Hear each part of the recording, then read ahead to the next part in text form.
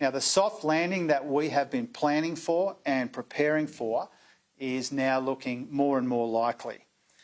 Many countries around the world have paid for this kind of progress on inflation with much higher unemployment or with negative quarters of economic growth. What Australians have been able to achieve is an economy where growth has continued to tick over, albeit slowly, where unemployment has stayed incredibly low, jobs are being created, wages are up, but inflation is down considerably, and we see that in the numbers again today. Our cost of living pressures aren't disappearing, but they are easing. We know that the fight against inflation is not yet over, but these are incredibly encouraging signs that we are getting on top of this challenge in our economy.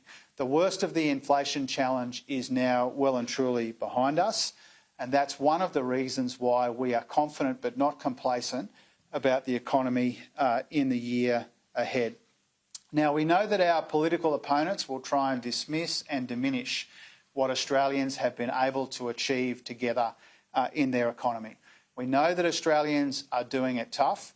We know how important our cost of living help is, and we know that the best thing we can do, the most important focus that we can maintain, is on the cost of living, and that is the government's approach.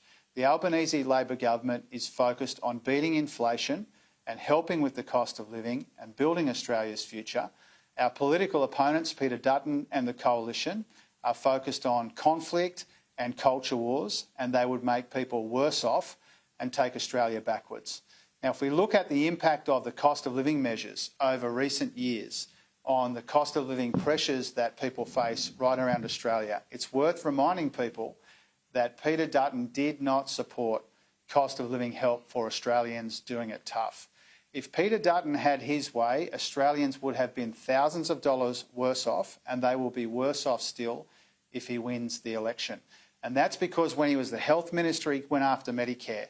Coalition governments want lower wages, not higher wages, and he will push up electricity bills with his nuclear insanity that he has been trying to foist on the Australian people. So the choice and the contrast is very clear. The biggest risk to inflation and the cost of living and the economy in 2025 is Peter Dutton and a coalition government. For our part, the Albanese Labor government is focused on getting inflation down, getting wages up, rolling out this cost of living relief, keeping unemployment low, because that is the best way that we can make a meaningful difference to the cost of living pressures that we know Australians are still confronting.